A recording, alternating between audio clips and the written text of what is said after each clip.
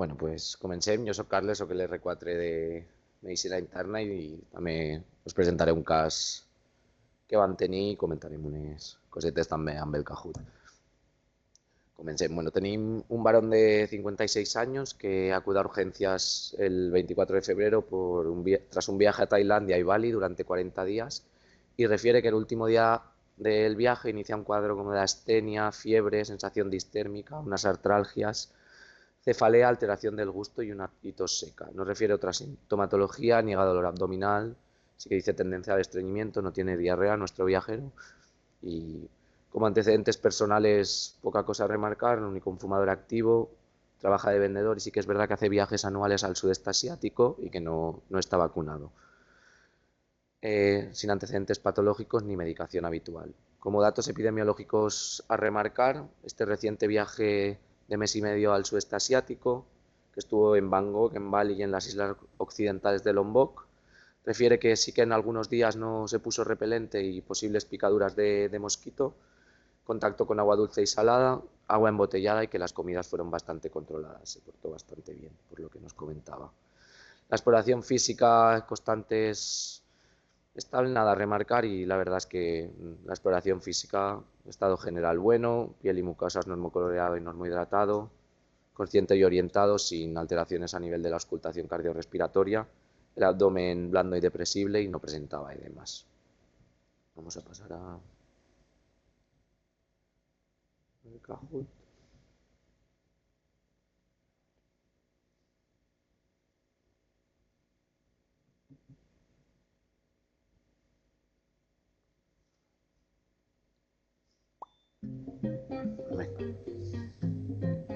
A ver si la chisca sigue.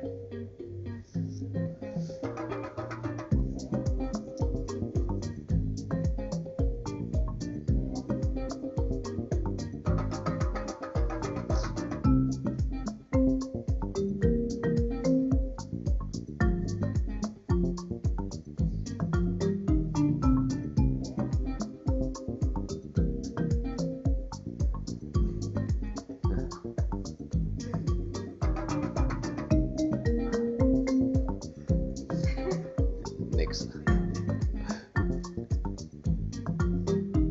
Bueno, yo creo que podemos empezar. A ver. La primera es facililla.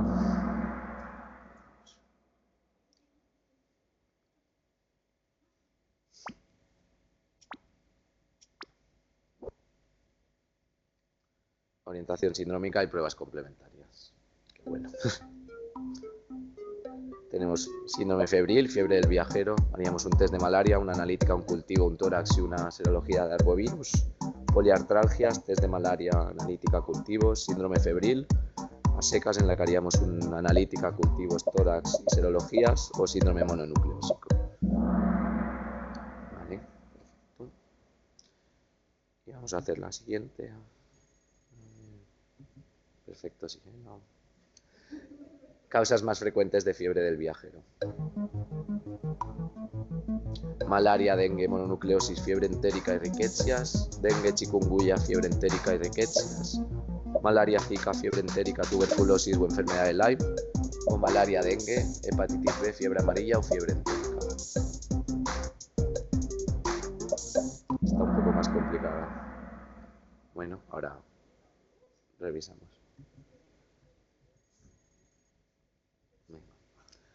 Bueno, primero, ante cualquier paciente que viene de una zona endémica, nunca nos podemos olvidar de la malaria. Nuestro paciente que venía del sudeste asiático, zona endémica de malaria, entonces ante cualquier fiebre de entrada, hasta que se demuestre lo contrario, malaria, test de malaria, gota gruesa, test rápido de antígenos y PCR de Plasmodium.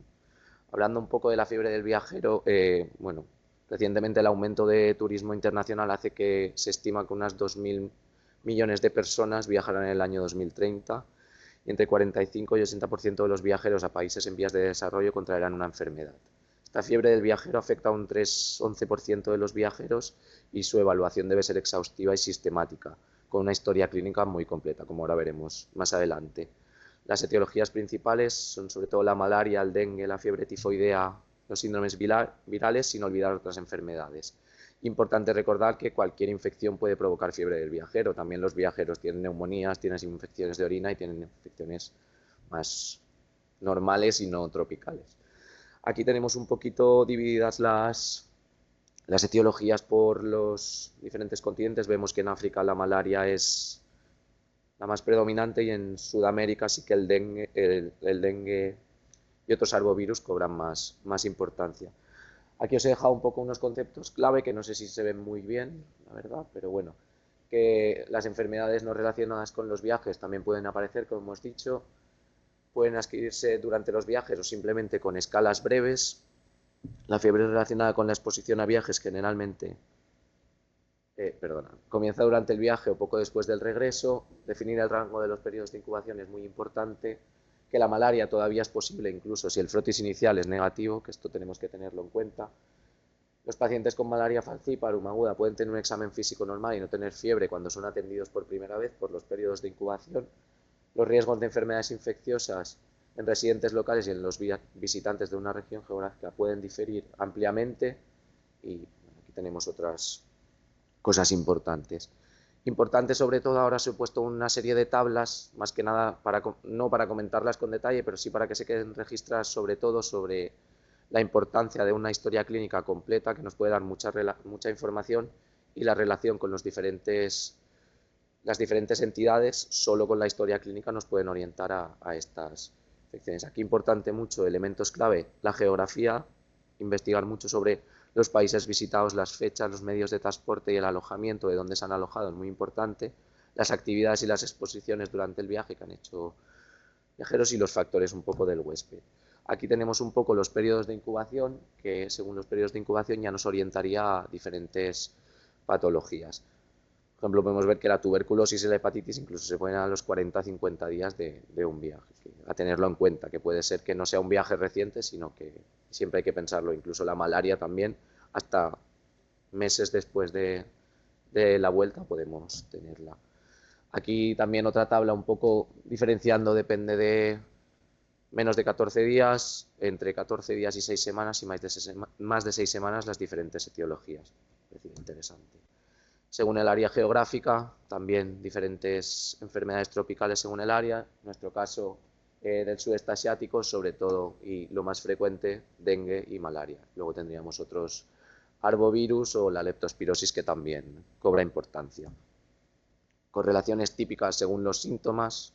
Con todas estas tablas también pretendo remarcar un poco la importancia de una buena historia clínica, que nos puede dar mucha información. Según de que se acompañe, pues fiebre con rash nos podría orientar a los arbovirus, a patologías virales, hepatitis, riquecias diferentes, y bueno, con diferentes síntomas nos orientaría. Os lo dejo más a modo informativo. Más síntomas. Y ahora vamos a hacer otro Kahoot. A ver.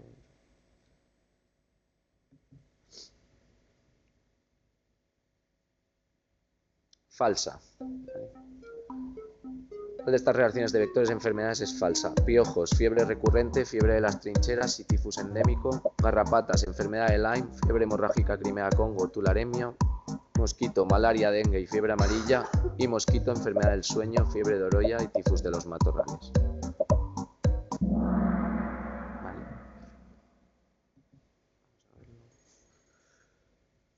Aquí tenemos un poquito, según los vectores también que nos orientan, tenemos los mosquitos que nos podían transmitir la malaria, el dengue, chikungunya, zika, fiebre amarilla, encefalitis japonesa, infección del virus del Nilo Occidental y fiebre del Valle del Rift. Y luego las moscas también, la leishmaniasis, la enfermedad del sueño, la fiebre de Oroya, luego garrapatas, pulgas, piojos, diferentes enfermedades, como podéis ver. También según exposiciones, un poco más también, todo esto va remarcando la importancia de la historia clínica. Según el tipo de exposiciones, las patologías que podemos tener. Es aquí a modo informativo. Aquí me gustó mucho esta tabla porque te muestra un poco las diferentes preguntas que tenemos que hacer en esta fiebre del viajero para que nos oriente a como vamos a ver algún ejemplo. Por ejemplo, ¿comiste alimentos crudos o poco cocidos? Pues bueno, carnes poco cocidas nos orientaría a Campylobacter, Salmonella, E. coli, o mariscos poco cocidos, hepatitis, vibrios. La historia clínica es muy importante y otras preguntas para remarcar. Vamos con otro Kahoot.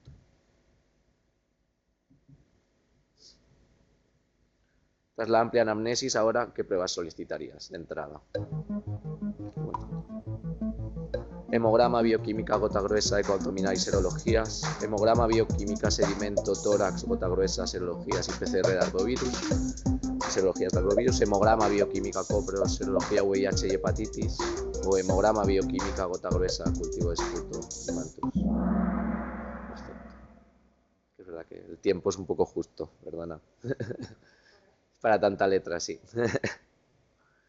Bueno, pues sí, pruebas complementarias. Inicialmente y pruebas de primer nivel haríamos un estudio básico con una hemograma bioquímica con función renal, sedimento de orina, cultivos básicos, una radiografía de tórax y sí lo que hemos dicho, ante todo paciente que viene de zona endémica, hasta que no se demuestre lo contrario, la fiebre es por una malaria, entonces la descartaríamos de entrada.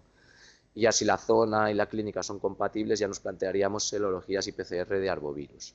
Si con esto no tenemos el diagnóstico, repetiríamos la gota gruesa, coprocultivos, serologías más específicas y frotes faríngeo para virus respiratorios. Ya de tercer nivel, y si con esto no hemos conseguido el diagnóstico, ya ampliaríamos con cultivos de esputo, antigenuria en orina, una ecografía abdominal, el Mantoux, estudio inmunológico, mielograma, TAC, al final pues, sería una fiebre, hacemos el estudio completo con todas las pruebas. Necesitamos. Nuestro paciente se le hizo una analítica inicialmente en urgencias cuando vino, que bueno, destacaba una PCR9, una ligera plaquetopenia, se le pidieron, de entrada él venía con la fiebre, artralgias y cefalea, se pidió el test de malaria, que fue negativo, y se pidieron unas serologías de arbovirus, y el paciente estaba estable clínicamente, por lo que se dio de alta pendiente de las serologías y se citó en consultas de medicina interna. Esto fue el día 24, llevaba un día desde que había vuelto del viaje, y cuando vino a la consulta de medicina interna, es verdad que seguía como estado general, pero había empezado, comentaba, una epistaxis, sí que en la exploración física de medicina interna ya comentan un rash en todo el tórax y la espalda, y además la analítica que le hicieron de control habían bajado las plaquetas a 32.000. Y en las serologías que le habían pedido en urgencias había salido una PCR positiva para dengue. Con esto y con esta plaquetopenia que había empeorado con la epistaxis, se decidió un ingreso en medicina interna para ver la evolución y para controlar estos niveles de plaquetas. Durante el ingreso en medicina interna evolucionaron bien las plaquetas, hizo un tratamiento sintomático y el paciente estuvo estable, y a los 4 o 5 días se pudo dar de alta con unas plaquetas ya de 133.000. Es verdad que el perfil hepático se había alterado un poco, pero había una tendencia a la mejoría, que luego en consultas siguió mejorando, le hicieron una eco abdominal para descartar que no hubiese ninguna complicación y la eco abdominal fue normal. Y se vio por última vez en mayo que ya estaba con estabilidad clínica. Vamos a hablar un poquito ahora del dengue. Bueno. ¿A qué familia de virus pertenece el dengue y cuál es su principal vector? Filoviridae, Aedes albopicus, Paramyxoviridae, Culens vipens, Coronaviridae, Aedes aegypti y Flaviviridae, Aedes.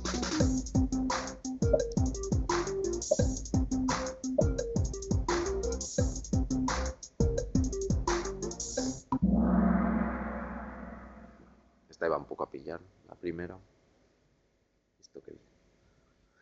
Nada, el dengue es un virus de la familia Flaviviridae, como os he dicho, del género Flavivirus. Hay 4 serotipos y su principal reservorio es el humano. Su transmisión principalmente por el mosquito del género Aedes y otras formas de transmisión menos frecuentes, transfusión, trasplante, pinchazos accidentales o incluso raramente por vía sexual. Es endémico en más de 100 países, 390 millones de infecciones al año. Es una infección cíclica. En Europa fue erradicada en el siglo XX, pero hemos vuelto a tener brotes, como han ido comentando en las sesiones anteriores, y en España la mayoría de los casos son importados, pero es verdad que desde 2018 se han detectado casos autóctonos, sobre todo en el Mediterráneo, Andalucía y Baleares. Aquí tenéis un mapa de las tasas de notificaciones del dengue, y ahora os pongo otro mapa de las zonas de riesgo que hemos visto, sobre todo Centroamérica, Sudamérica, la África subsahariana y el sudeste asiático y la India. Un poco la distribución epidemiológica en España. Aquí vemos los casos en 2023. que fueron en torno a 600, con una distribución por las comunidades autónomas, sobre todo Cataluña, Comunidad Valenciana y Madrid. Un poco la distribución por meses y vimos que en 2022 en Baleares, por ejemplo, tuvimos 9 casos y en 2023 también. No he podido encontrar las cifras actualizadas de 2024, pero estas son las de 2023.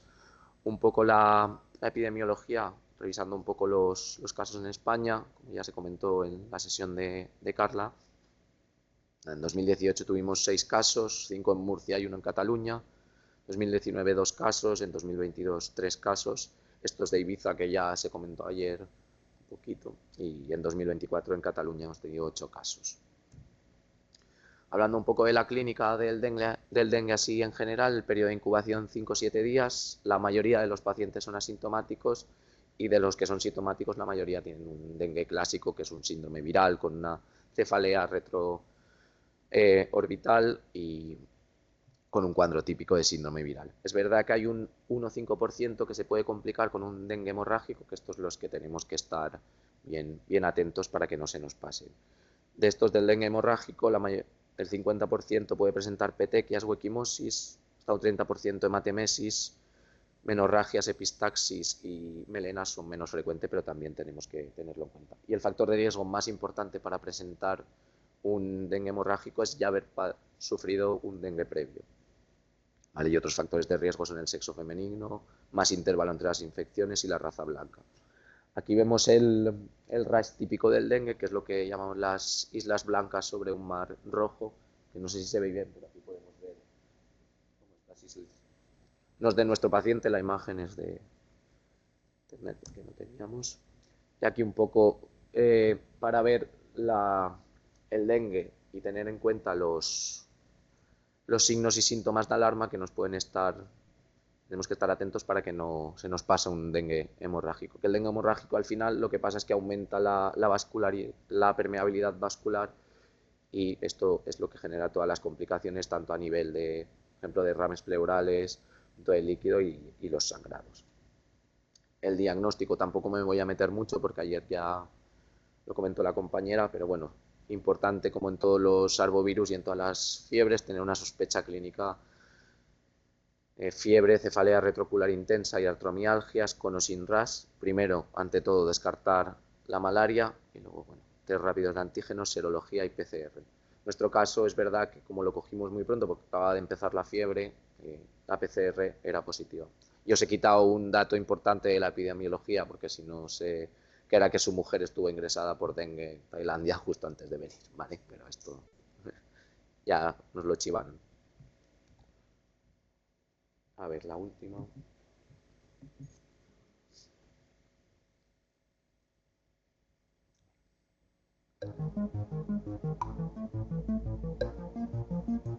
El chikungunya más frecuente da artralgias, el zika más frecuente da conjuntivitis, el dengue más frecuente da mialgia y hemorragia y el zika más frecuente da cefalea. La falsa.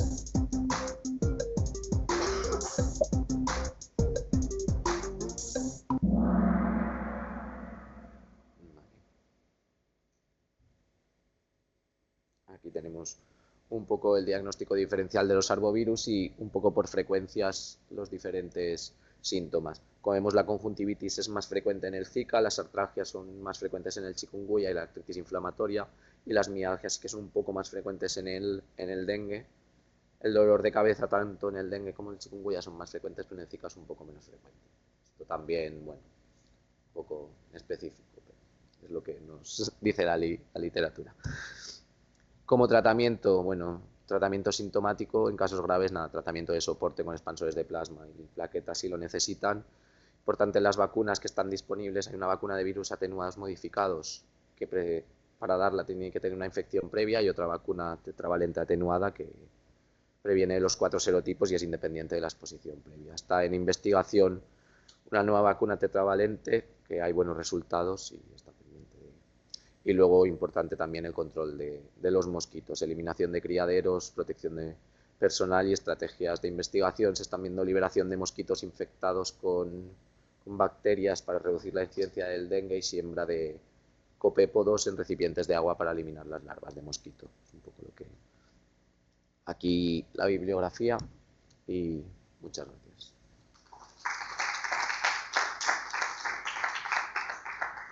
si tenéis alguna pregunta o si